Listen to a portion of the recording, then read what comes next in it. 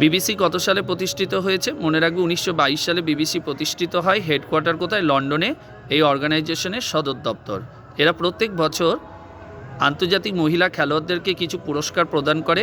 তো রিসেন্টলি 2024-এর পুরস্কারটা এরা ঘোষণা করেছে। তো সেখানে যে সমস্ত ভারতীয় মহিলারা এই পুরস্কার পেয়েছে তাদের নামগুলো আলোচনা করব। প্রথমত BBC Indian sports woman of the year award কে পেয়েছে? মানু ভাকার। ইনি শুটিংয়ের সঙ্গে যুক্ত এবং ইনি সর্বশেষ ভারত থেকে খেলরত্ন পুরস্কারও পেয়েছেন। আর কে পেয়েছে? বিবিসি অর্থাৎ Indian para sports woman of the year award কে পেয়েছে? অবনী লেখারা। অবনী লেখারা কে?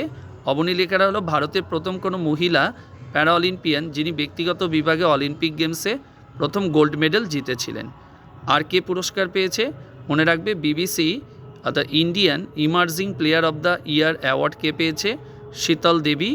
আর পেয়েছে BBC Indian lifetime achievement award কে পেয়েছে তোমার? মনে রাখবে একজন ক্রিকেটার, তার নাম মিতালি রাজ, যাকেই তোমার এই পুরস্কারটা প্রদান করা হয়েছে।